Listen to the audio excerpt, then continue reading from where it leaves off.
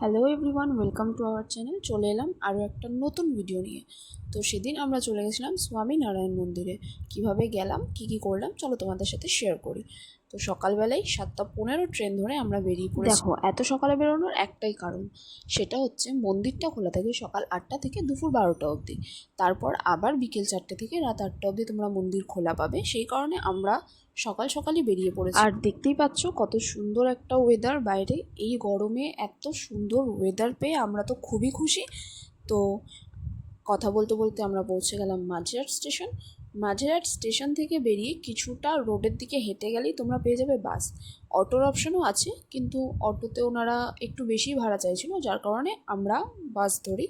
বাসে উঠে আরও কিছুটা সময় তোমাদের লাগবে ওখানে পৌঁছাতে। বেশ কিছুটা সময় বাসে করে আমরা পৌঁছে গেলাম মন্দিরের সামনে। দেখো, আমাদেরকে নামিয়ে দিয়েছে। আর মন্দিরের ভিতরে যেহেতু কোনো ভিডিও বা ফটো করা অ্যালাউ নেই, আমরা বাইরে থেকেই একটা ক্লিপ নিয়েছি। আর এত সুন্দর ভিউ, দেখো, ফ্যামিলি নিয়ে নিশ্চয়ই এসে ঘুরে যেও, খুব ভালো লাগবে। তারপরে আমরা ওখানে একটা সুন্দর আরতি দেখলাম। আরতি দেখে চলে গেছিলাম ওনাদের ক্যান্টিনে। সেখান থেকে 50 টাকার খিচুড়ির একটা প্ল্যাটার পাওয়া যায়, সেটা আমরা খেলাম। খেয়ে ওখান থেকে বেরিয়ে বাস ধরে চলে গেছিলাম আমরা শিয়ালদা স্টেশন। শিয়ালদা থেকে ট্রেন ধরে চলে গেলাম বাড়ি। তো আজকের জন্য এটুকুই, দেখা হবে আবার নেক্সট ভিডিওতে।